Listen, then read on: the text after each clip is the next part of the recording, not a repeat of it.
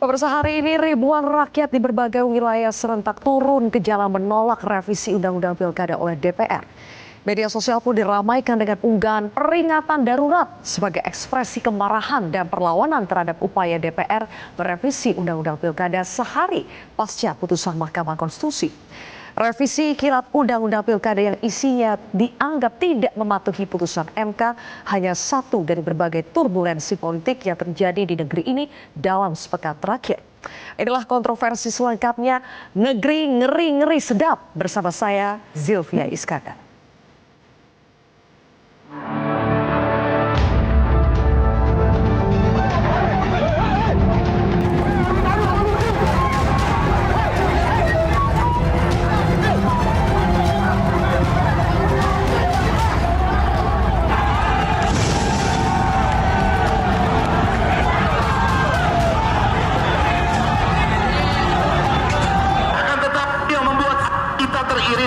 Mereka yang katanya para wakil rakyat justru pada hari ini mempertontonkan mengamputasi demokrasi.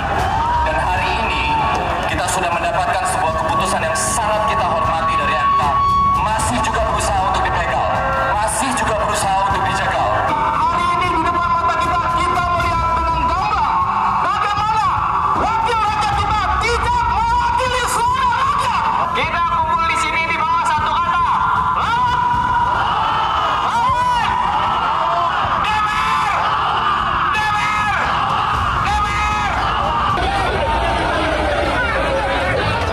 Kena lempar beberapa kali, itu resiko wakil rakyat. Saudara-saudara semuanya, terima kasih. Indonesia!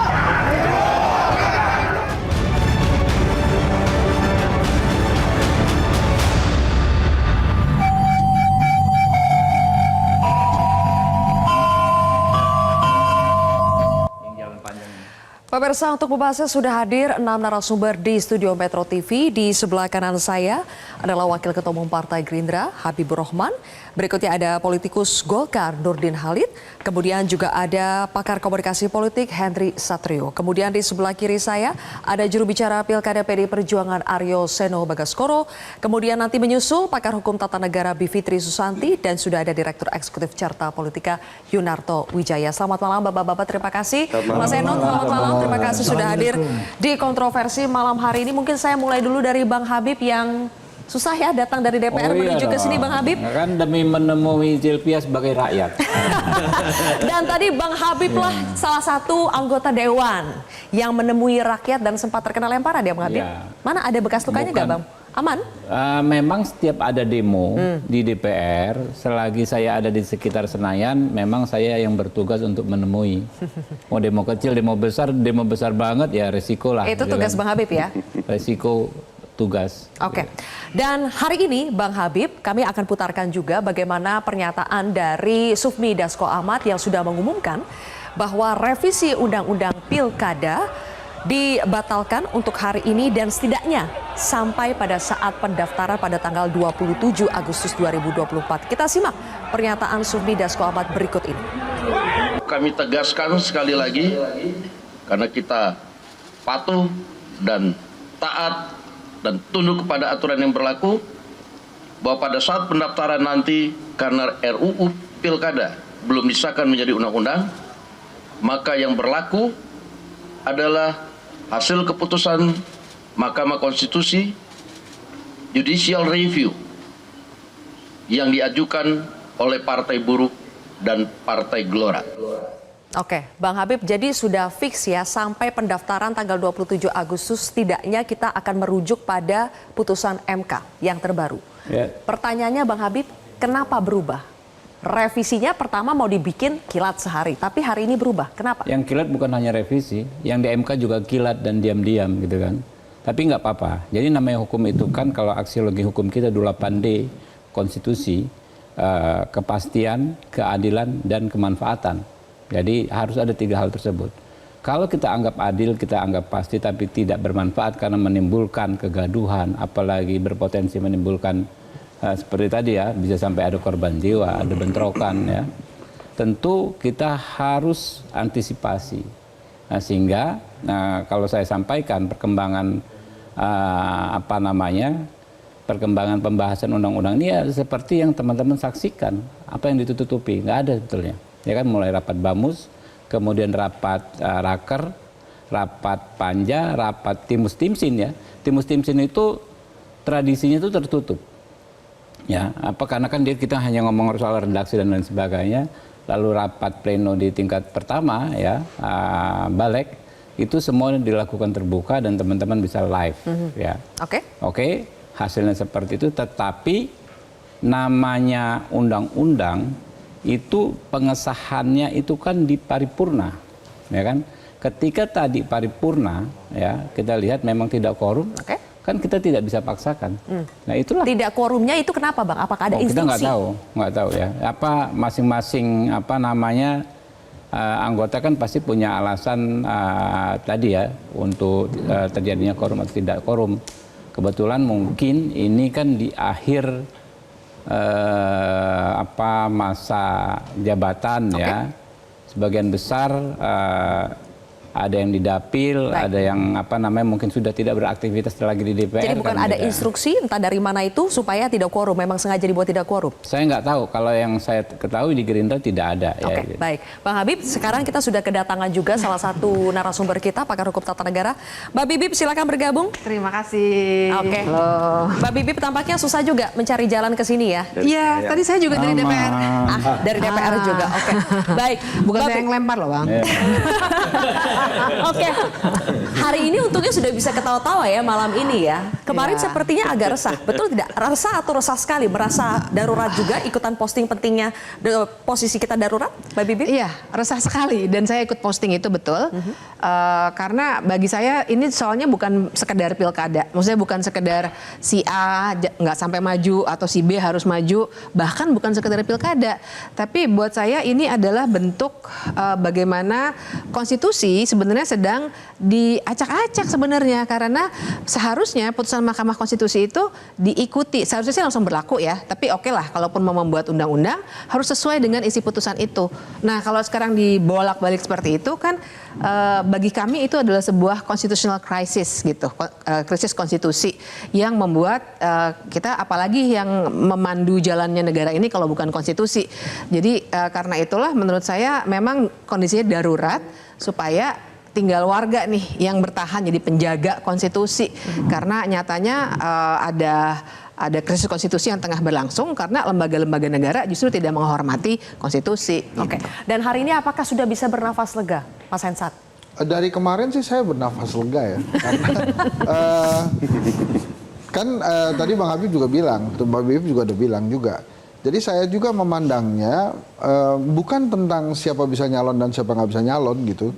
Tapi kemudian MK seperti ingin mengembalikan nama baiknya pasca Pilpres lah kayak gitu. Jadi pada saat diumumkan oleh MK, saya bernapas lega. Kemudian pada saat RUU Pilkada itu dicoba dibuat di Balek, itu saya agak bernapas lega walaupun agak setengah-setengah. Ngos-ngosan dong itu. Iya, tapi sekarang akhirnya bernapas lega beneran. Sebenarnya begini ya. PKPU-nya belum ada, jangan lega dulu. Enggak, kalau itu kan kalau kita mengacu kepada waktu Pilpres kan jalan-jalan aja tuh, nggak usah pakai PKPU-an. Jadi artinya saya coba hanya ingin melihat konsistensi dari para penyelenggara negara. Sebetulnya ada pertanyaan besar sih Mbak Zilvia ke saya. Saya mau nanya ke Mbak Bibip boleh ya? Apa tuh? Ini kan ada gesekan antar lembaga negara. Cuma saya nggak ketemu kira-kira di konstitusi itu kalau ada lembaga negara bergesekan berbeda pendapat itu yang menengahinya itu siapa? Ini antara siapa dan siapa nih lembaga negaranya? Kan DPR dengan MK itu kan sama-sama lembaga negara gitu ya. Dan mungkin ada Raja Jawa juga, mungkin juga masuk di sana gitu. Yang tahu ketua umumnya dari Pak Nurdin, Nurdin yang tahu nanti. ketua umum. Nanti baru ke Bang Nurdin ya. Nah itu maksud saya, siapa kira-kira gesekan-gesekan kalau terjadi antar lembaga negara yang menengahinya siapa? Supaya nanti ke depannya bila ada gesekan seperti ini lagi tidak berimbas kepada kepentingan kelompok tertentu, tapi memang langsung bisa ditangani oleh negara. Nah ini lembaga ini nggak ada. Dan menurut saya yang terjadi dengan Pilpres dan hari ini Pilkada, itu tuh karena kosongnya peran lembaga negara yang bisa menengahi itu. Masing-masing DPR dan MK itu kan sama-sama seperti punya kuasa. Yang satu saya yang membuat undang-undang. Yang satu lagi ya ini kan final and binding gitu. Sementara Henry Satrio lah gimana sih aslinya? Karena kan konstitusi harusnya bisa mencontoh jurisprudensi dari pilpres yang ada, tapi kenapa yang ini Ada berubah, tidak gitu? penengahnya atau jangan-jangan setiap ada seperti ini harus rakyat yang turun ke jalan, Mbak Bibip? Menurut UUD 45 ada sengketa kewenangan lembaga negara, tapi itu yang memutus adalah MK juga. Jadi dalam kasus ini nggak dapat konteksnya. Tapi di luar itu ya, itu cuma di atas kertas. Karena saya sendiri percaya bahwa dalam situasi seperti ini sebenarnya kita nggak perlu bergantung pada ada lembaga lagi gitu. Sebenarnya kan krisis konstitusi ini terjadi ketika lembaga-lembaga negara juga melanggar konstitusi gitu secara sengaja. Artinya kita punya masalah di aktor-aktor politik kita. Tapi kalau kita harus berharap terus pada lembaga ya memang nggak akan ada habisnya. Karena kemarin sure banget itu DPR bahwa ini harus jadi ini undang-undang pilkadanya. Makanya ternyata perlawanan datang dari DPR sendiri kan pada saat nggak quorum hanya sekitar 70-an orang. Itu dan lagi-lagi benar Sylvia. Masa kemudian rakyat gara-gara rakyat turun lagi gitu selalu gesekan. Capek juga sih sebenarnya. Oke. Mas Toto, dari kemarin kita kaget tiba-tiba viral ya bagaimana postingan peringatan darurat, hashtag kawal putusan MK dan sebagainya itu tiba-tiba menggema serentak begitu saja dan ternyata langsung turun ke jalan hanya dalam waktu 1 hari. Apakah ini puncak dari kekecewaan atau kemarahan rakyat atau bagaimana mendeskripsikan fenomena hari ini? Saya nggak kaget ya, fenomena kelas menengah yang biasa dianggap apolitis. Tapi kemudian pada titik tertentu bisa dengan mudahnya terkonsolidasi. Tidak hanya berhenti pada jempol, tadi terbukti dalam 1 hari loh konsolidasi itu bisa muncul di lapangan tanpa komando. Itu bisa terlihat sekali ada yang datang di MK, datang di Senayan. Saya jadi tertarik dengan tadi orasinya salah satu komika, Abdur kalau saya nggak salah. Yang langsung mengeluarkan kalimat, kami datang ke sini karena kami dianggap tolol oleh yang dalam. Mohon maaf, saya harus mengutip kata-kata itu tolol begitu. Dan itu yang paling mengusik harga diri dari yang namanya segmen kelas menengah. Mereka mungkin apolitis, mereka sibuk dengan seharian. Tapi ketika berkali-kali ada peristiwa politik berkali-kali ya, itu mengusik intelektualitas atau nginjek-nginjek rasio mereka ya seperti apa yang kita lihat hari ini terjadi dan bisa dikatakan sukses. Ini kan rangkaian dari majunya Mas Gibran, perdebatan substansi mengenai keputusan 90 MK. Lalu kemudian beberapa peristiwa yang terjadi belakangan, keputusan MA yang sampai sekarang saya nggak ngerti logika syarat penetapan calon, tapi kemudian dibuat batasannya dilantik. Itu aja udah nggak masuk logika tanpa saya harus mengerti hukum. Lalu kemudian terjadi bukan hanya dalam konteks aturan, dalam konteks Partai Golkar sampai sekarang masih banyak misteri. Yang kemudian dianggap berhasil menaikkan elektoralnya, tiba-tiba mundurkan diri, sampai sekarang kita nggak tahu situasinya. Yang terpilih orang yang tidak pernah jadi ketua DPP untuk partai kader seperti Golkar. Keanehan lalu muncul juga kemarin pada situasi MK yang dengan mudahnya ketika memutuskan sesuatu, walaupun kontroversial secara substansi, siapapun yang menolak termasuk saya, akhirnya harus menghormati secara formil bahwa ketika Pilpres tetap harus berlaku sesuai dengan asas final dan mengikat tadi. Kok tiba-tiba ada perlakuan yang berbeda? Apakah kemudian memang negara ini harus diatur oleh selera kekuasaan, bahkan bisa mengubah sistem aturan dengan demikian mudah? Dan saya pikir puncaknya adalah apa yang kita lihat tadi dan ditambah sebuah situasi ketika ada hal yang sudah mengagetkan menyangkut Presiden Jokowi. Yang ketika Gibran orang kemudian bisa menggunakan justifikasi 58% mengamini keputusan yang kontroversial itu, kok tiba-tiba kayak remnya blong nih. Yang bungsu juga harus dimajukan melalui sesuatu yang tidak kalah kontroversinya. Makanya kalau tadi saya lihat siapa yang datang di MK, jangan dibilang itu Jokowi haters. 90% yang datang malah adalah pendukung Jokowi yang pernah berharap dan kecewa karena ada rentetan peristiwa yang terjadi yang seakan-akan membuat masyarakat merasa ditol-tolkan oleh peristiwa politik ini. Oke, ada perbedaan treatment ketika DPR menanggapi putusan MK nomor 90 dengan putusan MK nomor 60 dan 70. Nanti kita akan bahas lebih jauh pemirsa, termasuk ketika muncul di Munas Golkar kemarin ada sebutan soal Raja Jawa dan juga tukang kayu. Sesaat lagi pemirsa.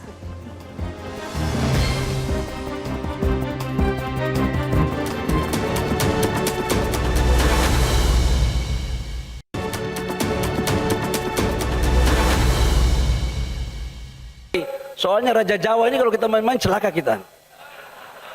Saya mau kasih tahu aja, jangan coba-coba main-main di barang ini. Ini, waduh, ngeri-ngeri sedap barang ini, saya kasih tahu. Kita tahu semuanya, yang membuat keputusan itu adalah MK. Itu adalah wilayah yudikatif. Dan yang saat ini juga sedang dirapatkan di DPR itu adalah wilayah legislatif. Tapi tetap yang dibicarakan adalah si tukang kayu. Ada Raja Jawa dan tukang kayu di Munas Golkar kemarin. Bang Nurdin, gimana itu penjelasannya, hubungannya apa antara keduanya? Jadi kalau membaca judul ini tidak ada hubungannya dengan itu, statement itu ya. Bukan saya tidak menjawab ya. Jadi kita kembali ke judul kontroversi malam ini. Sylvia begini, saya secara pribadi... Loh, judul kontroversi terinspirasi dari Ketua Umum Anda? Bukan, tapi Raja Jawa ngeri-ngeri sedap barang ini. dengan keputusan MK dan resapel kabinet. Oke. Itu kan, tapi itu akan saya jawab. Itu akan saya jawab. Jadi gini, persepsi sekarang ini ada keliru menurut saya. Seolah-olah ada pertentangan antara keputusan MK dengan rencana DPR melakukan revisi. Revisi yang dilakukan oleh DPR bukan berarti menolak keputusan MK. Jadi tidak ada perselisihan, Pak Wendri, tidak ada perselisihan di sini, tidak sengketa itu. Begitu Pak ya, tidak sengketa itu. Dan perlu dipahami ini bukan tiba-tiba. Jadi ketika kemarin di tengah-tengah Munas, saya membaca bahwa akan ada revisi undang-undang, saya langsung tanya kepada wakil ketua balik dari Partai Golkar. Ini kok tiba-tiba ada begini? Oh ini bukan tiba-tiba, dikirim ke alasnya draftnya. Proses ini sudah panjang, ini draft ini dari Januari. Dan sebelum Januari, sebelum lahir draft itu sebelumnya hanya sekarang kebetulan bertepatan keputusan MK. Ya benar Pak, kan? Jadi bukan tiba-tiba itu. Nah, jadi saya terima draftnya itu draft final.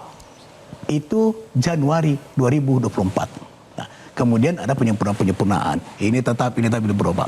Jadi jangan kita salah persepsikan bahwa ini seolah-olah revisi dilakukan oleh DPR adalah bertentang atau menolak daripada. Tapi penjelasan abang itu terus terang di luar Nurul tuh bang. Jadi kok terlalu kebetulan gitu. Bukan begitu maksud saya. Jangan mempertentangkan kewenangan. Ini tidak ada perselisihan kewenangan. Kewenangan MK itu adalah final and binding. Tapi jangan kita salahkan DPR ketika juga hendak membuat undang-undang. Itulah kewenangannya. Nah, kemudian itu adalah kita perlu juga mengkritik MK. Ya, MK ini kadang-kadang juga aneh, tidak konsisten. Berkali-kali, Bapak Fitri tahu itu kan, berkali-kali diuji ambang batas presiden threshold. Nggak pernah bisa diterima, dikembalikan bahwa itu adalah kewenangan DPR. Berkali-kali dilakukan uji materi tentang parliamentary threshold. Pernah diterima nggak? Kenapa tiba-tiba ini diterima? Jadi juga perlu kita kritik ini MK, jangan cuma disalahkan teman-teman DPR itu. Gimana, kita bicara soal kewenangan.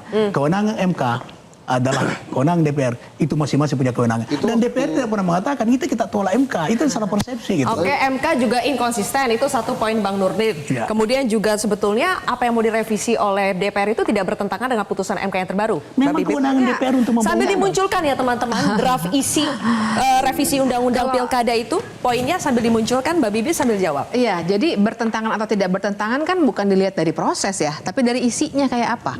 Nah, kalau kita lihat isinya, kenapa nih cuma dua ini? Gitu misalnya ya. Saya kira kita semua setuju bahwa pilkada perlu direformasi. Tapi apakah ini reformasi pilkada? Ini jelas cuma dua ini soalnya. Kalau misalnya banyak boleh kita perdebatkan. Nah kemudian soal apakah MK konsisten atau tidak, memang MK sering tidak konsisten. Tapi saya sudah baca betul penalaran hukumnya, pertimbangan hukum dari MK. Mereka itu memang kalau misalnya mau membuat istilahnya tuh hal-hal yang disebut sebagai open legal policy yang dikembalikan kepada DPR. Beda aja antar ambang batas presiden, ambang batas parlemen. Makanya saya jelaskan dulu Pak. Ya. Mereka akan selalu pakai ukuran-ukuran yang namanya apakah ada ketidakadilan yang substantif atau tidak. Nah untuk yang ini karena mereka punya perbandingan yaitu 7,5% dan sekian persen, maksud saya persentase berdasarkan DPT karena ada calon independen, maka mereka bisa masukkan logika itu ke dalam logikanya calon independen. Ya, bedanya karena di Pilpres tidak ada calon independen, kalau di Pilkada ada calon independen, jadi ada pembandingnya. Perhatikan saja nanti ini Menurut sekarang saya itu teman-teman Perludem lagi mengajukan juga, dan mereka mengajukan dengan hitung-hitungan seperti itu. Saya yakin ini akan lolos nih, karena cara berpikir hakim memang seperti itu. Coba bayangkan saja P3, partai lama ya, itu partai lama berpengalaman. Kasihan benar tuh, gara-gara ambang batas tidak bisa lolos, sudah mengeluarkan biaya begitu besar, biaya kampanye, biar partai maupun perorangan, nggak bisa lolos gara-gara ambang batas. Kenapa waktu diuji tidak diterima oleh MK? Kalau saya pikir ini nggak ada habisnya ya Sylvia, sorry ya. Ini masuk dalam satu persatu logika dalam Bukan sekarang kasus. gini Mas. Enggak, Ini yang kan paling yang kita persoalkan sekarang dan jangan membuat marah. Mohon maaf, antara Bang. keputusan MK Malah dengan di situ debat. problem utamanya. Secara formil, ketika kita sepakat nggak Bang Nurdin bahwa keputusan MK final dan mengikat. Sepakat. Bahwa kemudian ada kewenangan DPR dalam proses legislasi, dalam fungsi legislasi yang juga harus dihormati dengan alasan Januari sudah ada proses yang tidak kelihatan oleh masyarakat dan lain-lain, tapi minimal kalau diakui final dan mengikat, substansi yang tadi dibuat dalam 7 jam tadi harusnya tidak bertentangan dengan poin itu. Ketika itu terjadi kan artinya itu tidak menghormati, bahkan tidak mengakui substansi dari final dan mengikat apa yang diputuskan MK, dan itu akan jadi preseden bahwa lembaga yudikatif dalam pengambilan keputusan yang bahkan sifatnya sudah tertinggi itu karena selera yang berbeda dan kemudian merasa bahwa mayoritas koalisinya bisa menang dalam pemilihan, dalam pemungutan suara, entah di balik ataupun di paripurna, kita bisa melakukan apapun. Itu yang paling berbahaya menurut saya. Oke, Bang Habib boleh ditanggapi dulu. Boleh ngomong? Ya. Oke. Jadi yang disebut final and binding, ya kan ya, keputusan yang berkekuatan hukum tetap itu hanya relevan kalau kita bicara lembaga yudikatif. Yudikatif dengan yudikatif. Misalnya ada perkara-perkara yang kekuatan final dan mengikatnya di pengadilan tinggi.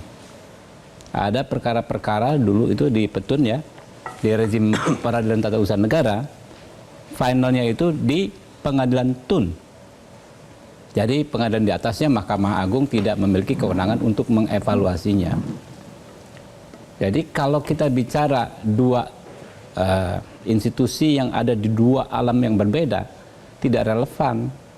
Ini bukan dalam konteks DPR bukan sebagai lembaga banding terhadap putusan Mahkamah Konstitusi. Putusan Mahkamah Konstitusi dihormati, betul.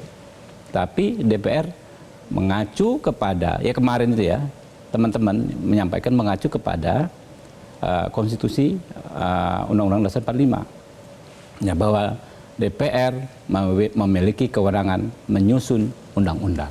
Tapi kan putusan MK tentu. Jadi kita menerima semua pendapat, tentu. Tapi pendapat teman-teman sebagian besar ya seperti itu. Bahwa DPR adalah lembaga yang memiliki kewenangan membentuk undang-undang. Oke. Ya. Oke, terus bisa dipilih ya, Mbak Bibi. Kalau tadi kan kita lihat itu ada, boleh dimunculkan lagi isi draft revisi Undang-Undang Pilkada, poin di mana soal syarat usia calon kepala daerah.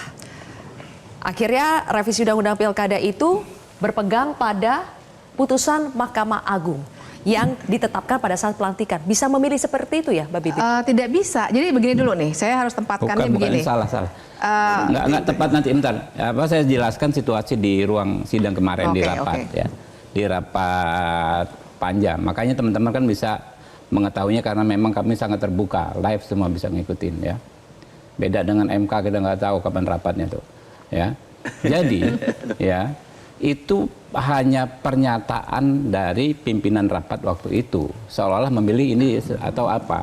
Tidak ada kita memilih MK atau MA. Semua masing-masing hanya mengedepankan pendapatnya per fraksi masing-masing, gitu kan? Mau jadi pendapatnya seperti apa? Iya, pendapat, gitu loh. Apakah akan membuat pasal yang bunyinya seperti ini?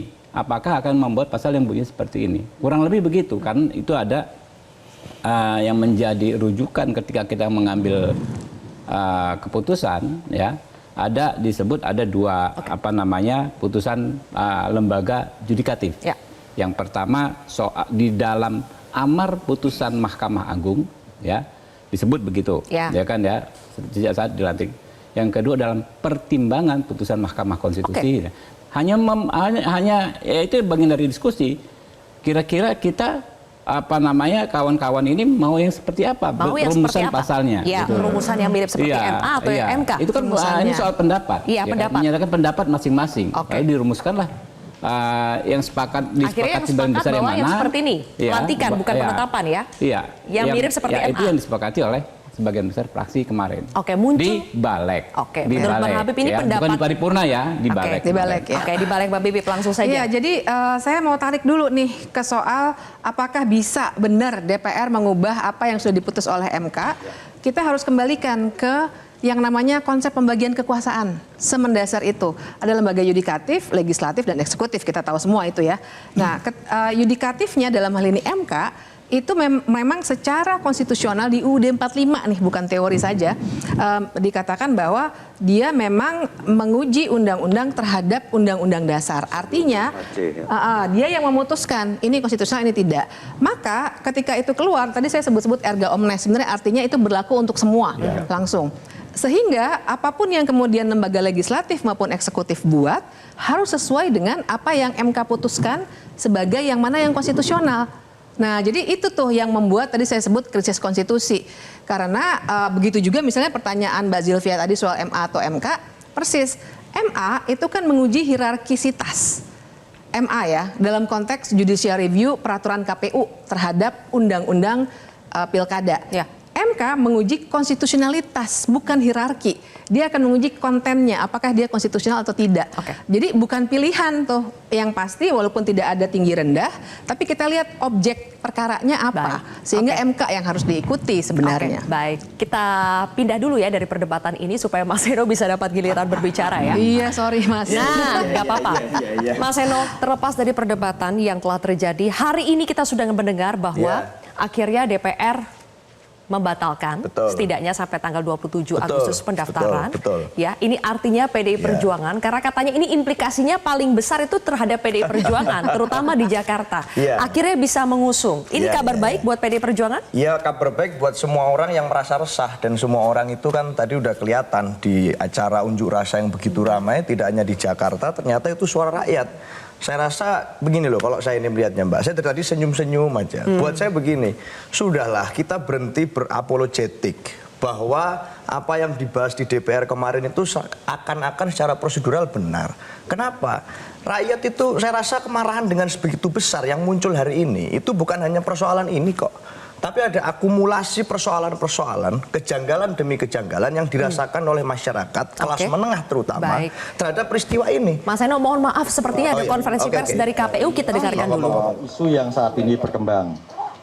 Teman-teman, sebagaimana putusan MK yang sudah dibacakan beberapa waktu lalu, pada satu sisi, sejak tanggal 20 Agustus kami sudah melakukan respon terhadap putusan MK, tanggal 22 kami juga tadi lakukan konferensi pers. Secara prinsip sikap KPU tetap konsisten bahwa putusan MK akan kami tindak lanjuti.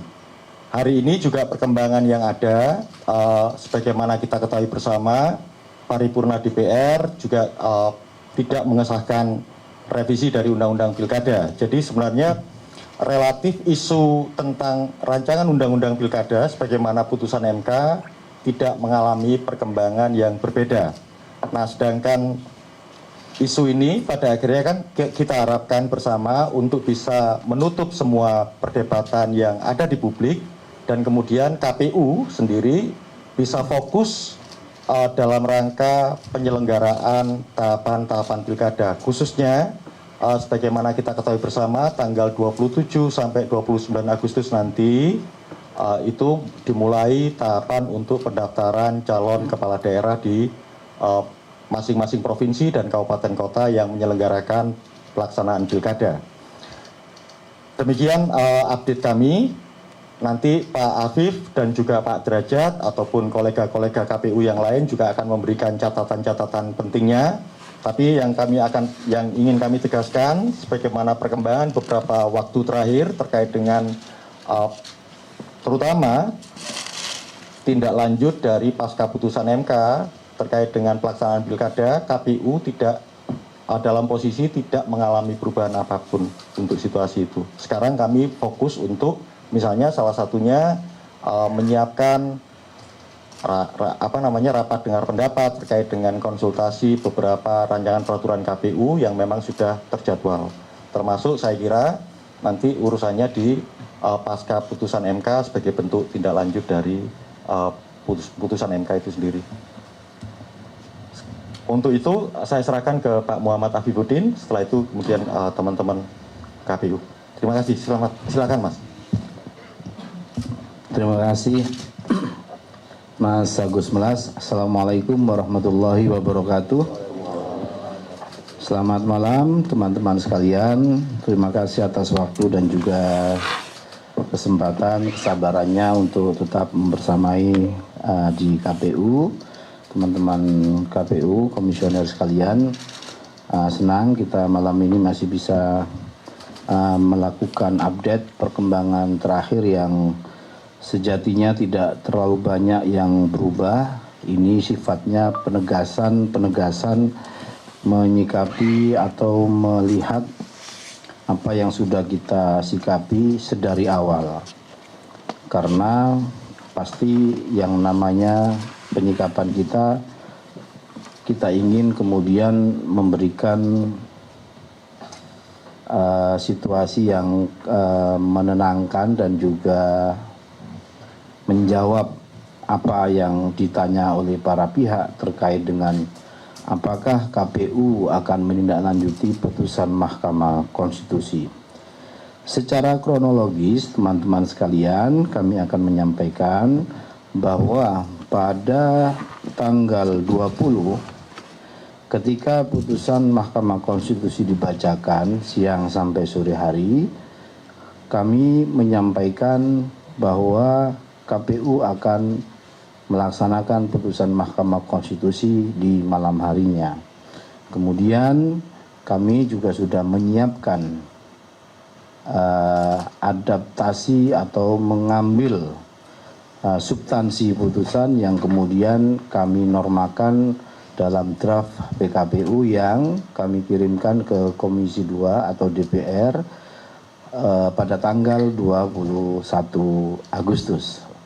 Untuk selanjutnya tadi setelah kami melakukan rapat pleno terbuka hasil pemilu pasca PHPU kedua di Mahkamah Konstitusi, kami juga menyampaikan bahwa kami dengan tegas akan melaksanakan putusan Mahkamah Konstitusi.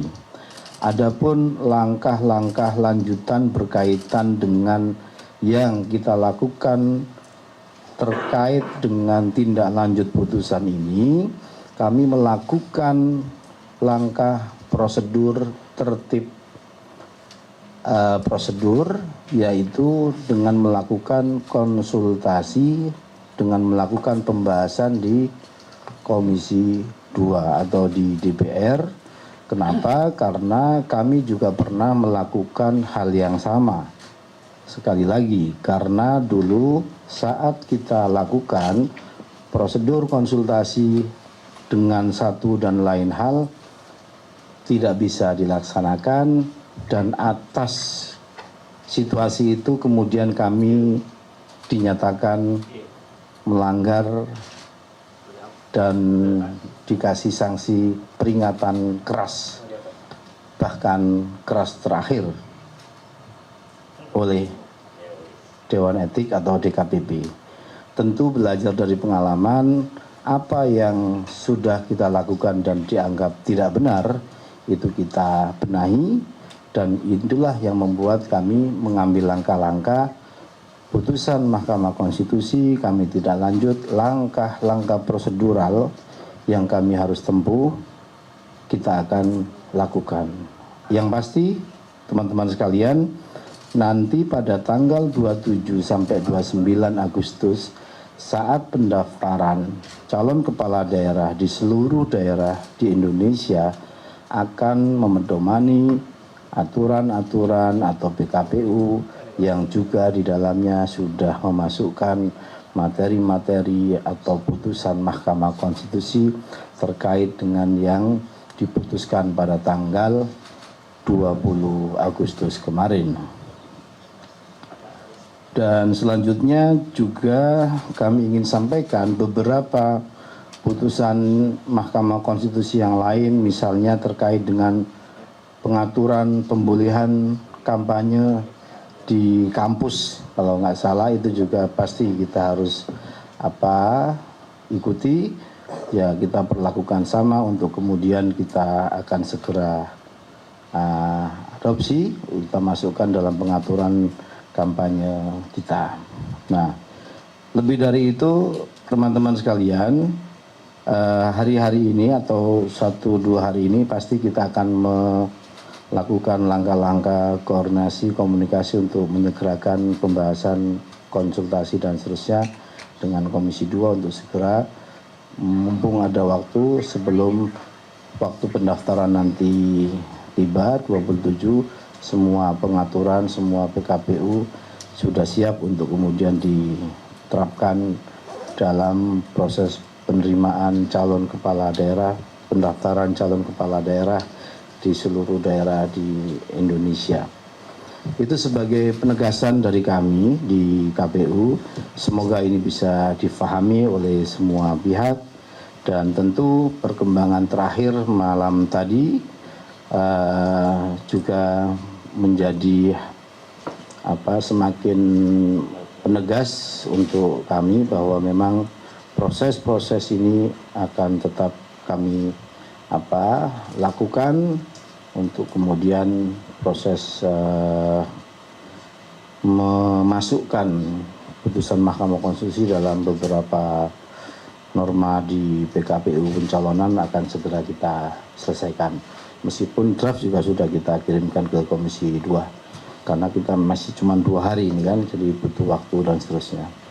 Itu teman-teman sekalian sebagai penegasan dari kami di KPU. Terima kasih. Baik, terima kasih Pak Ketua. Pak Idam, mau menambahkan sesuatu? Pak Derajat, Pak Parsa, Pak Sekjen. Baik, demikian teman-teman penegasan KPU terkait dengan perkembangan situasi terkini dalam rangka tindak lanjut pasca putusan MK sebagaimana kronologis peristiwa yang disampaikan oleh Pak Afif. Kalau dari sisi komitmen yang diambil KPU sejak pasca putusan MK itu dibacakan dan kemudian KPU merespon dalam bentuk sikap yang disampaikan melalui konferensi pers tanggal 20 Agustus dan kemudian tanggal 21 Agustus kami juga langsung mengajukan surat permintaan konsultasi kepada Komisi 2 dan kemudian tanggal 22 Agustus sore tadi kami juga menyampaikan posisi KPU juga dan termasuk kalau melihat perkembangan situasi sebagaimana disampaikan oleh pimpinan DPR terkait dengan revisi Undang-Undang Pilkada dan kemudian malam ini kami anggap penting untuk melakukan konferensi pers sebagai satu bentuk konklusi dari posisi lembaga KPU dalam rangka menyikapi perkembangan terakhir khususnya terkait dengan tindak lanjut pasca putusan MK.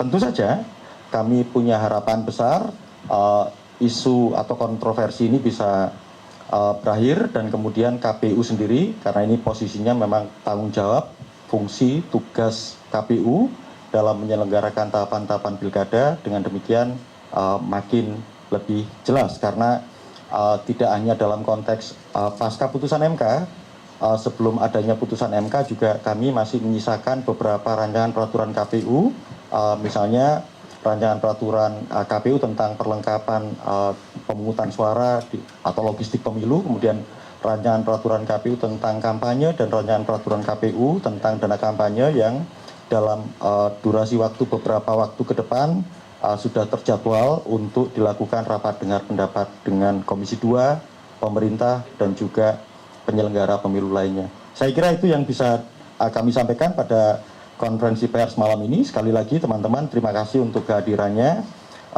sekaligus kesabarannya tadi disampaikan oleh Pak Afif karena tetap membersamai kami dan saya tahu teman-teman sebagian mungkin sudah bertugas sejak tadi pagi sampai dengan malam ini juga masih tidak kenal lelah. Sekali lagi, kita bisa akhiri konferensi pers malam ini dari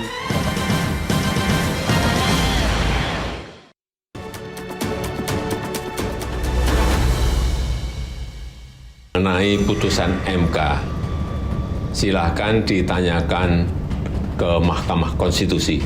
Jangan saya yang berkomentar. Silahkan juga pakar hukum yang menilainya. Pemerintah menghormati putusan MK yang final dan mengikat.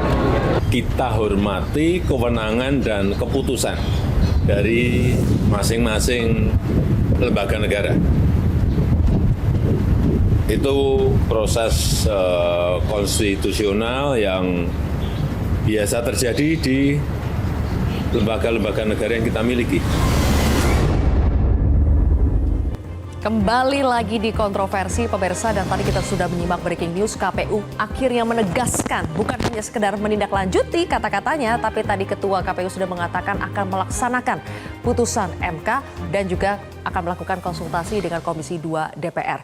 Jadi Mas Eno lanjut lagi, PDI Perjuangan sudah bisa bernafas lega, Pol sekarang, Plong? Ya, semuanya bernafas lega. Hari ini setidaknya yang concern terhadap demokrasi yang baik, semuanya bernafas lega. Meskipun nggak lega-lega amat. Karena belum sampai di batas akhir tanggal pendaftaran KPU.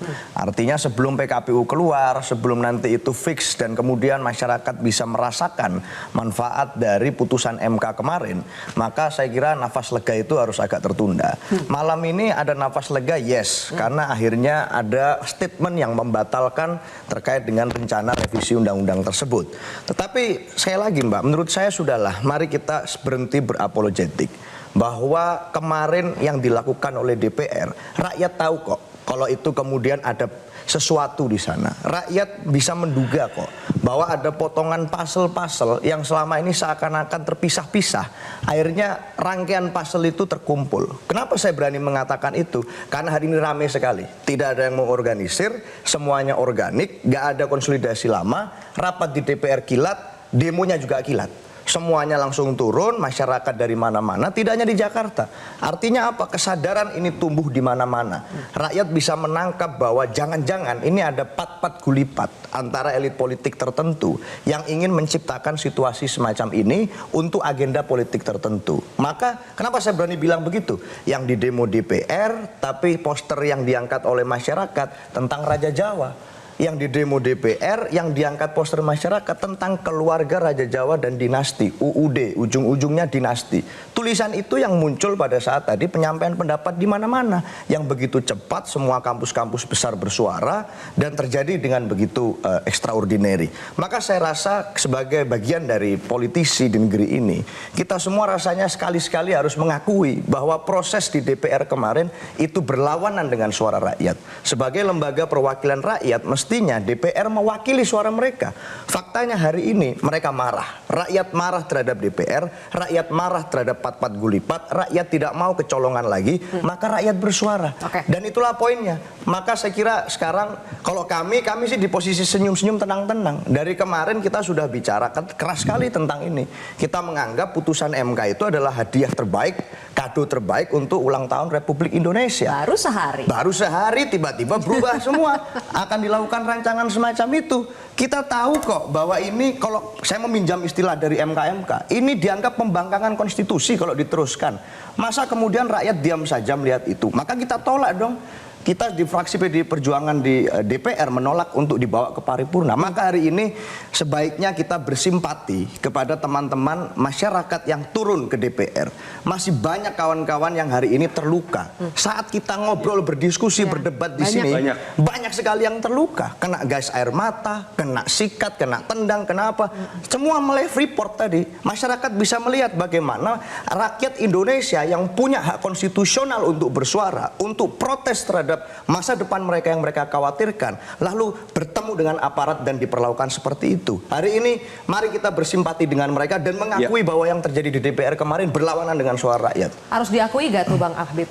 Kami di DPR ya menyerap aspirasi dari semua pihak.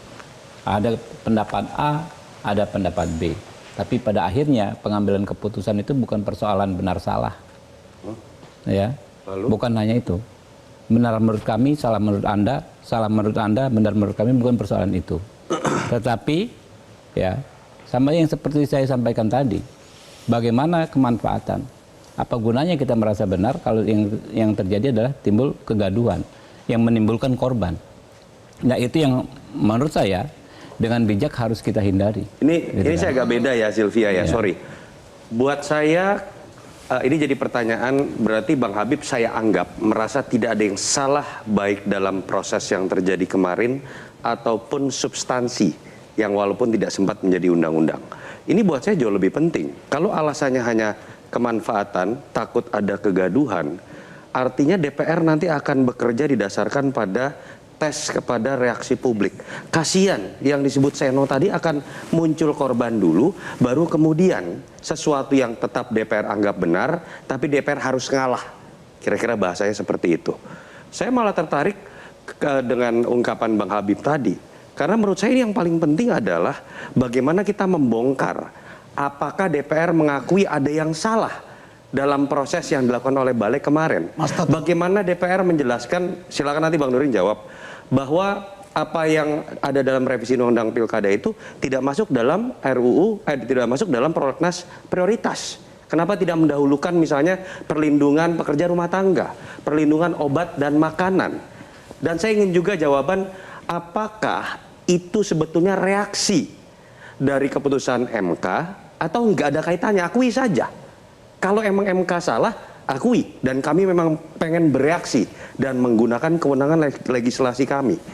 Itu yang publik perlu tahu gitu. Dan kalau DPR merasa benar, jalankan fungsi sebagaimana mestinya dan kemudian berdebat dengan publik juga tidak masalah. Daripada kemudian atas nama kegaduhan kami sengaja mengalah.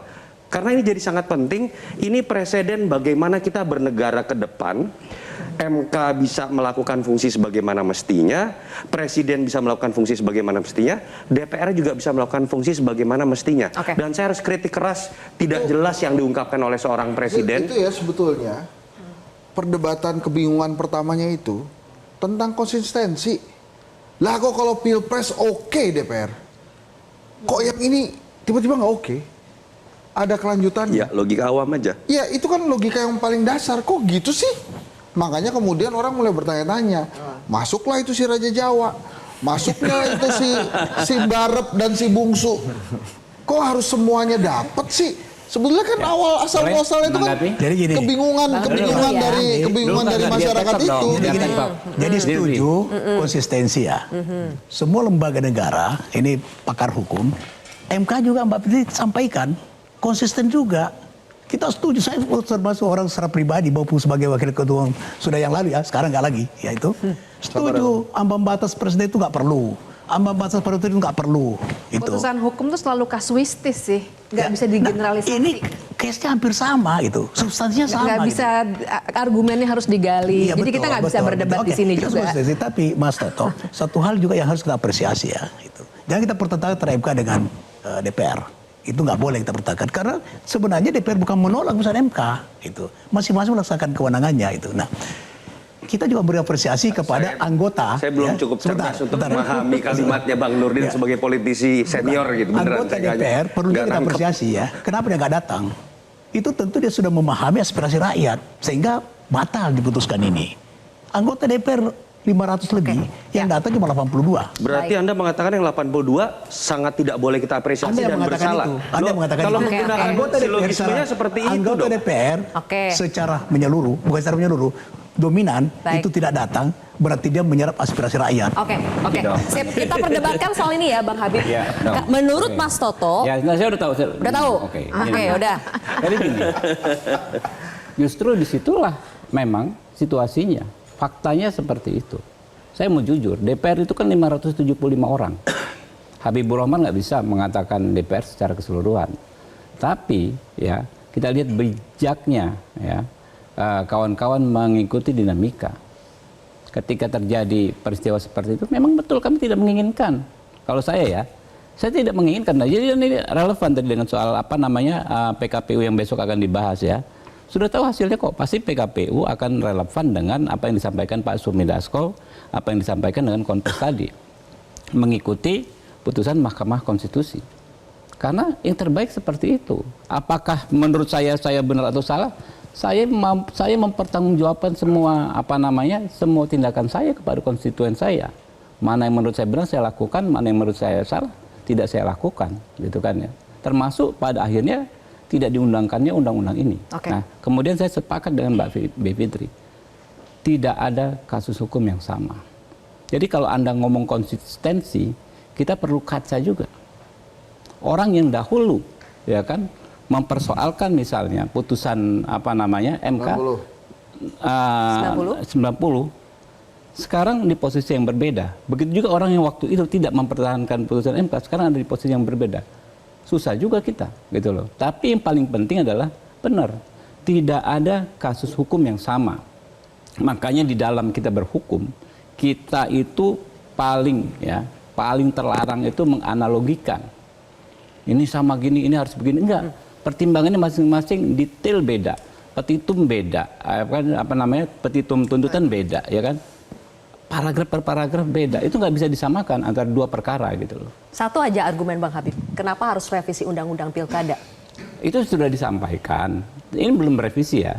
Pada akhirnya kan tidak revisi kan. Kenapa mau merevisi? Nanti dulu. Ini pada akhirnya nanti dipotong-potong yang ini yang naik gitu kan. Kenapa mau direvisi? Itu sudah disampaikan, Bos. Sudah disampaikan ya bahwa ini proses yang sudah berlangsung lama. Jadi tidak reaktif sama sekali Bang Habib? Bukan, nanti dulu. Tapi tolong dijawab. Nanti dulu, makanya saya mau ngomong. Ya, karena reaktif tidak reaktif. Respon atau bukan respon, silakan dinilai. Tapi kan memang ada dinamika di Mahkamah Konstitusi, gitu kan ya. Dinamika, ada putusan dan lain sebagainya. Ketika kawan-kawan membuat putusan, apakah ini reaktif atau respon, ya silahkan saja dinilai. Nah, tapi masa penilaian masyarakat nggak boleh? Gitu? Sangat boleh.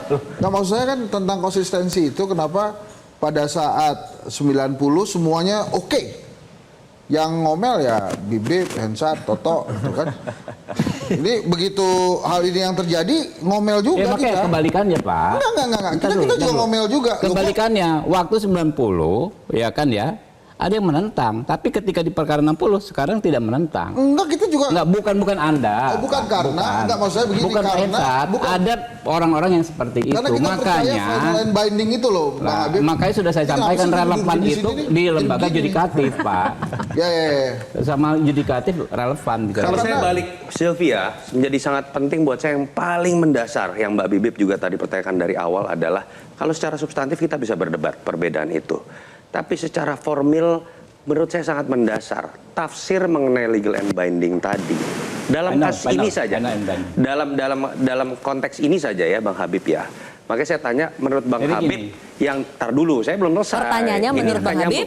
Apakah menurut Bang Habib memang sudah tepat andai kata ada sebuah revisi undang-undang yang kalau jadi isinya berbeda dengan putusan MK yang kemarin keluar. Ini jadi sangat penting karena tafsir dari kepresidenan itu juga seperti itu. Ntar boleh. Jadi tadi ada kalimat dari Hasan Nasbi, tim nanti dulu jangan membaca otak saya dong. Kalau lebih tahu dari saya sendiri gitu kan, bahwa kemudian kalau undang-undangnya jadi, kami akan mengikuti DPR. Kalau itu yang memang akan dilakukan, artinya memang ada tafsir DPR dan Presiden yang sama dan berbeda dengan yang saya pahami dari para pakar tata negara, termasuk Mbak Bibip selama ini jelaskan. Itu menurut saya menjadi sangat mendasar untuk dikelirkan, sehingga kemudian kita ke depan bisa menghindari apa yang disebut dengan constitutional crisis yang itu sangat mendasar. Soal konsistensi barang menarik. Ya. MK dalam putusan kemarin itu mempersoalkan ini, sebelumnya ini norma ini sudah dibatalkan oleh putusan Mahkamah Konstitusi. Ya, undang-undang Pilpres ini yang muncul, undang-undang Pilkada ini, norma ini di yang undang-undang 2014 pernah ada, lalu dibatalkan, lalu hidup lagi.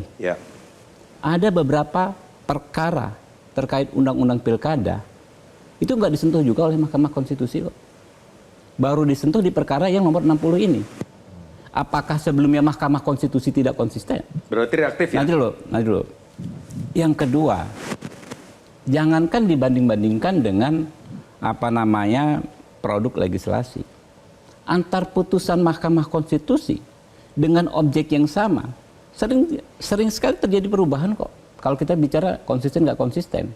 Undang-undang yang sama diuji beberapa kali, begitu yang undang-undang KPK contohnya. Yang terakhir beda kok. Pembenaran ada katanya apa living constitution, jaraknya cuma berapa bulan gitu kan. Jadi nggak hebat-hebat kali juga tuh hakim MK 9 orang itu, bos, gitu kan. Pengen kita bagus ya kan ya, tapi prakteknya nggak hebat-hebat banget juga. Anda gitu. memang bisa diralat ya. Apa? Keputusan MK kemarin tuh bisa diralat ya. Bukan diralat, bukan diralat. Itu Jadi saya kan dari awal itu. Ini kan bertemunya di objek. Ya.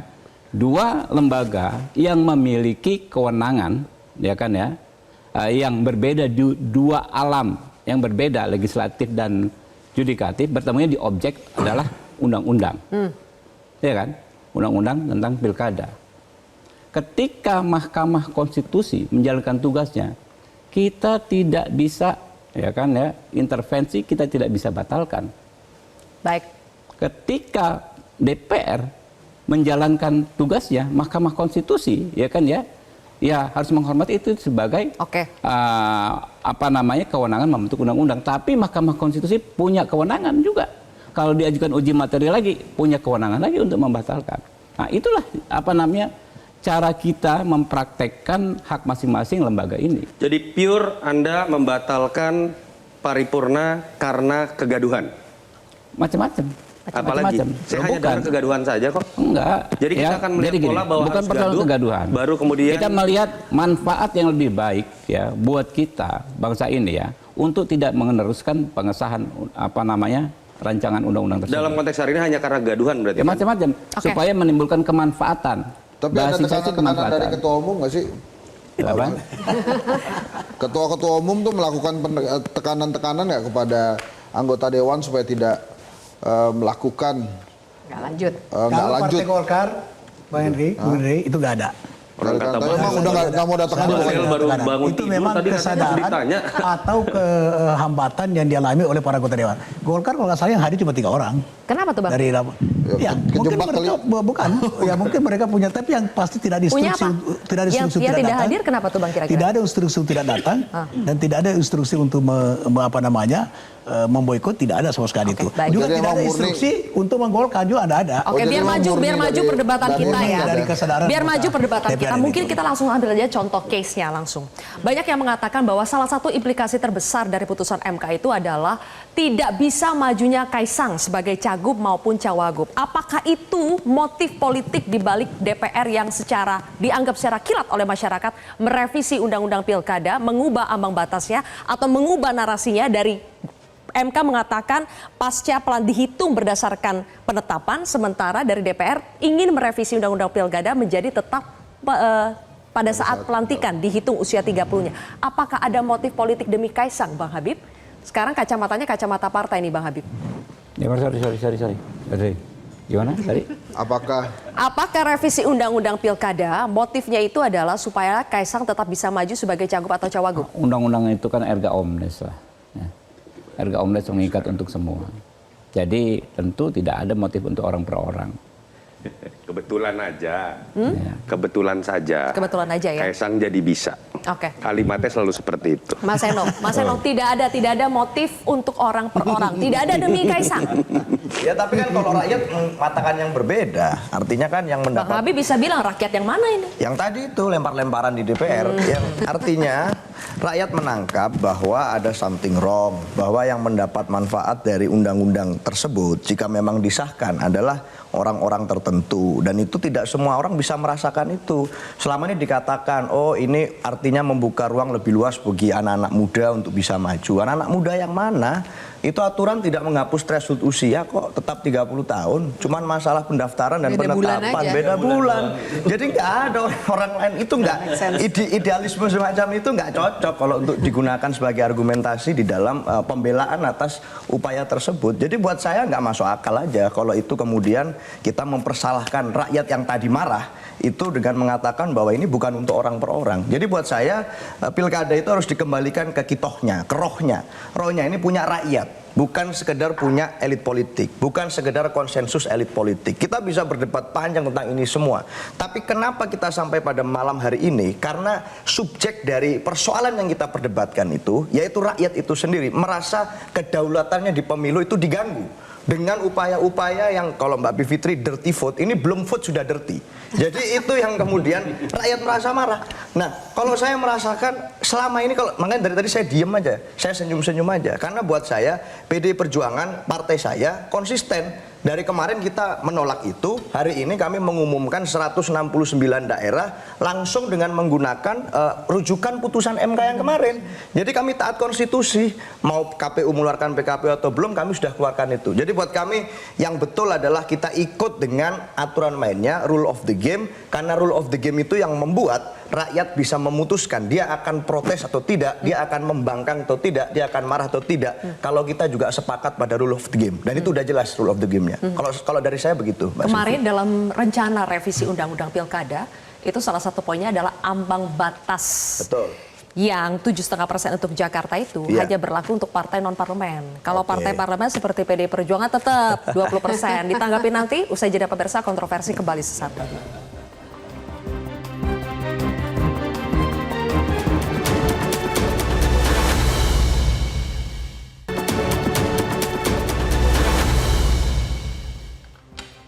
Mas Seno, semula revisi Undang-Undang Pilkada itu salah satu poinnya ambang batas 7,5% untuk wilayah Jakarta itu hanya untuk berlaku partai non-parlemen. Jadi PDI Perjuangan ya tetap nggak bisa seharusnya. Oke, ya saya nggak ngerti detailnya. Nanti kita tanya Mbak Bibi. Tapi setahu saya amar putusannya clear kok, itu eksplisit bahwa berlaku untuk semuanya dan disesuaikan dengan jumlah DPT populasi.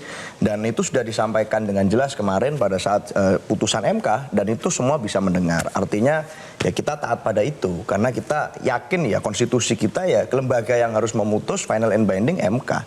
Kalau dibilang kita ada ketidaksepakatan dengan MK misalnya pada saat putusan 90, tapi saya rasa sejauh yang kita tahu tidak ada upaya untuk menjegal itu. Artinya saat itu sudah diputus, ya sudah kita sepakati ikuti. Suka tidak suka tetap ikuti. Tidak suka kita ikuti tanpa ada upaya untuk melakukan banding lah, melakukan bikin aturan tandingan atau apa. Dengan situasi PDI Perjuangan kami masih partai pemenang pemilu legislatif loh kemarin. Tapi kami tidak melakukan itu. Artinya kita menghargai dan mengerti betul, paham tentang peran MK di dalam tata negara kita. Jadi sama dengan ini, kami sepakat bahwa ini final and binding. Buat kami tidak hanya kami yang diuntungkan dengan putusan MK, semua partai politik yang lain juga diuntungkan. Di banyak daerah kan juga terjadi.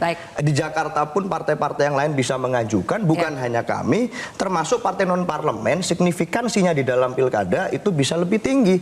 Artinya yang ini menjadi suatu kehormatan buat semuanya, bukan cuma buat PDI Perjuangan.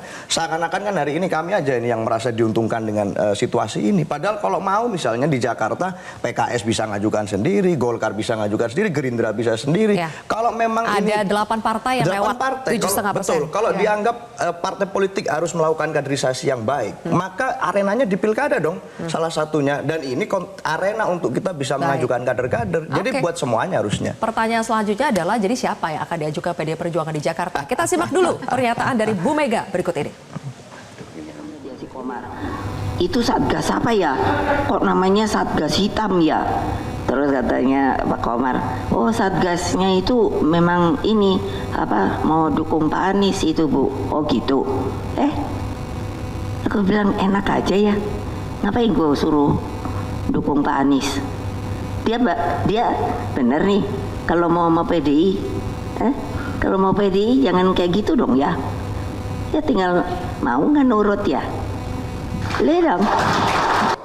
Sudah mulai banyak suara-suara yang mendukung agar PDI Perjuangan mengusung Anies sebagai bentuk dalam tanda kutip perlawanan terhadap pasangan yang sudah ada saat ini diusung oleh 12 parpol yaitu RK Suswono.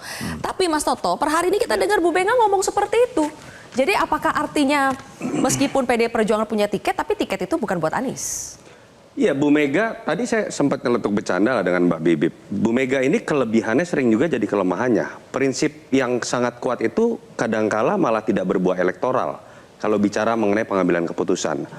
Artinya kalau memang kita lihat bagaimana sepak terjang Anies yang berhadap-hadapan dengan calonnya PDI di 2017, isu yang ramai adalah isu SARA, concern Ibu Mega kita tahu adalah terkait isu SARA salah satunya, menurut saya tidak mengagetkan kalau kemudian hitung-hitungan elektoral bahwa dengan Anies PDI pasti menang dan bisa jadi simbol perlawanan terhadap Jokowi, kan hitung-hitungan seperti itu belum tentu masuk di logikanya Ibu Mega.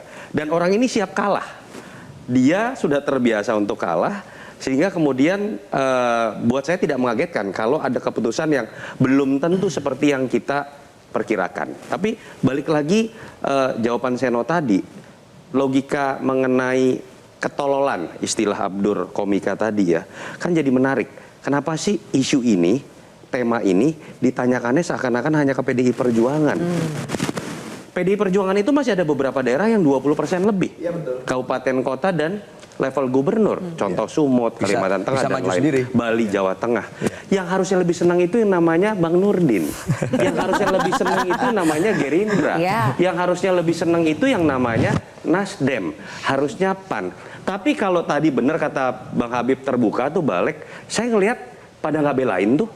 Tidak membela yang harusnya menjadi keuntungan buat dirinya. Artinya apa? Ada yang aneh di situ. Ada yang seakan-akan menunjukkan bahwa partai ini nggak berdaulat terhadap dirinya sendiri ketika menghadapi pilkada. Logika sajalah apa yang terjadi pada dipilihnya seorang Deddy Mulyadi oleh Golkar. Mantan Golkar, biasanya dianggap berkhianat loh, berpindah ke partai lain. Surveinya kalah jauh dengan kader Golkar lain. Lalu seakan-akan dengan sukacita memajukan sosok yang dianggap lari dari partainya dan surveinya lebih rendah. Yang itu kemudian jadi nyambung dengan sikap Golkar, misalnya dibalik, kenapa malah jadi nggak seneng? Kenapa malah kemudian seakan-akan menolak putusan MK yang harusnya menguntungkan dirinya? Itu yang menurut saya harus dibuka. Ada kesalahan mendasar apa sih? Ada relasi politik yang tidak beres seperti apa sih yang menyebabkan kekisruhan seperti ini? Partai dianggap tidak berdaulat. Jadi Mas Toto, yang saya perlu luruskan bahwa Partai Golkar maupun anggota DPR yang ada di balik itu bukan menolak putusan MK. Itu yang saya maksud tadi. Dari sisi substansi, kita tidak pernah menolak. Kita paham, semua orang paham. Menurut Bang Nurdin, menguntungkan nggak keputusan MK buat Golkar? Saya mengatakan bahwa banyak pusat Partai Golkar yang sekarang itu berseliweran di mana-mana. Tadi ada beberapa ketua DPD Golkar, mau datang di kantor saya dari Papua, dari Sumatera, dari NTT, datang. Itu ketua Golkar. Yang sekarang ini tidak mendapatkan rekomendasi dari Partai Golkar karena tidak cukup. Sehingga? Itu sujud syukur dari putusan MK. Artinya apa? Menguntungkan? Menguntungkan. Menguntungkan termasuk saya pribadi. Sujud syukur saya ketika itu karena salah satu anak saya berniat maju, tidak dapat partai yang cukup begitu. Hari ini bisa. Kenapa dibalik partai Anda tidak menolak pasal yang menyatakan 20% yang harusnya itu soal kewenangan. Ya sudahlah ya. Kita memahami saja. Itu kan aspirasi rakyat baru kelihatan tadi kan, bukan kemarin kan. Partai Golkar bersama seluruh anggota fraksi memberi apresiasi yang sangat tinggi. Oleh karena itu, Partai Golkar bertekad tidak akan melanjutkan. Sekalipun tadi putusannya itu kalau nggak salah ditunda ya. Partai Golkar mengambil sikap tidak akan melanjutkan revisi ini. Tiba-tiba jadi pahlawan. Saya paham juga tuh kenapa. Sekarang saya jadi paham kenapa yang datang tadi pagi dikit. 3 dari Golkar. Karena ternyata lebih banyak yang memahami bahwa ini bagus nih. Jadi pura-pura nurut sama yang mengatur kira-kira gitu ya. Jangan-jangan mereka juga bete tuh sama anggota-anggota yang bergabung di balik nih, ngapain sih orang-orang ini? Jadi pada terpaksakah kemarin, Bang Nurdin? Bukan soal terpaksa tidak terpaksa. Ini putusan hukum. Saya setuju, ini putusan banding. Harusnya, saya tadi bicara substansi dari tadi. Kalau substansi, seharusnya DPR itu mengikuti keputusan yang lebih banding. Substansi, tadi saya tidak bicara substansi. Saya bicara kita tidak mempertentangkan kewenangan antar lembaga. Oke, Mas Hansat. Masih ada berapa hari nih? Sebelum tanggal 27 ya, 5 hari. Sabtu Minggu nggak dihitung lah. Masih bakal ada plot twist nggak? Apakah kita sudah boleh bernafas lega harus tetap kawal? Jangan lengah. Kalau menurut saya dengan semua yang tadi kita saksikan, Bang Dasko bicara, KPU bicara, itu kalau ada plot twist lagi, Mungkin saya sama Toto juga bersama-sama komika tuh ngomong. Yang tadi bahasanya Abdur kita ditolol-tololin itu. Saya rasa kalau sampai itu terjadi ya, udah lewat kali ya. Menurut saya tuh nggak bisa kita komentar lagi di kontroversi. Karena udah nggak ada lagi yang kontroversinya. Semua jadi satu suara. Masih ada Ini si paling aneh. kontroversi kok. Oh iya masih ada si paling masih kontroversi. ada. Siapa tuh? Jadi Itu kalau judul program Sekarang apa yang mau dikhawatirkan lagi? Ini sudah tidak mungkin ini dilanjutkan itu. Dari sisi ini beliau lebih tahu ini ya. Dari sisi waktu prosedural nggak mungkin. Jadi hari paripurna itu Selasa dan Kamis. Oke. Nah, Jadi case close ya, Bang Habib ya. Yang tadi udah disampaikan yang jelas tadi Oke, sudah tidak mungkin itu. Baik, Nah, kalau semuanya merasa lebih banyak anggota dewan yang diuntungkan dengan adanya keputusan MK ini, makanya tadi pagi sedikit yang datang, ini menurut saya sih nggak mungkin ada plot twist lagi kecuali ada yang nekat. Oke. Dan kenekatan itu cuma bisa terjadi bila kekuasaannya absolut di satu orang. Adalah yang tadi disebutkan juga oleh Ibu Baik. Mega ya. Oke. Dipertanyakan itu. Kita sudah mau selesai? Sebenarnya ada Boleh, mungkin Mbak nggak tahu ini plot twist atau enggak. Tapi jangan lupa kita berbicara 2 putusan MK.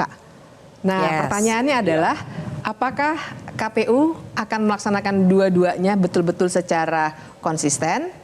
Yang saya dengar, ya nomor 1 itu tidak bisa diperdebatkan. Yang putusan 60 maksud saya. 60. Yang ambang batas. Ambang batas. Itu tidak bisa diperdebatkan. Jelas sekali amar putusannya. Tapi putusan yang kita sebut putusan 70 ya, saya kalau nyebut nama putusan Kaisang nanti disalahin lagi ya. Putusan yang nomor 70 Jangan dong. itu sebenarnya kan amar putusannya adalah menolak. Cuma di pertimbangan hukumnya dia bilang harusnya ini sudah cetawelo-welo kan katanya gitu ya, ini udah clear banget, jadi jangan diputuskan berbeda. Dugaan saya adalah seperti harapan banyak partai mungkin putusan 60 akan dilaksanakan secara konsisten oleh KPU, tapi saya masih punya tanda tanya besar pada putusan 70. Wah, gawat Pusero. Iya. Mana lebih tinggi? Putusan 60 apa putusan 70? Oh nggak ada. Nggak Kalau ada. di antara 2 putusan nggak ada. Tidak ada, hierarki. tidak ada.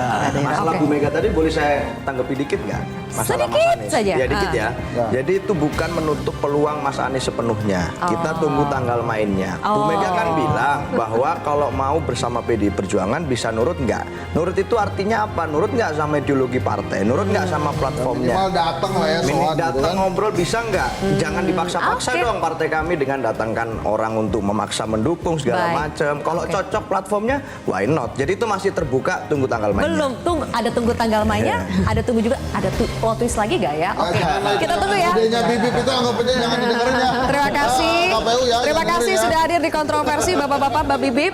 Pemirsa, kita sampaikan lagi sekali lagi kepada yang terhormat, wakil rakyat dan pemerintah. Jangan biarkan negeri ini hancur hanya karena rakus kekuasaan. Jangan matikan hati nurani dan ingat, tuanmu adalah rakyat. Kontroversi, selesai. Sampai di sini, saya Zilvia Iskandar pamit undur diri. Sampai jumpa.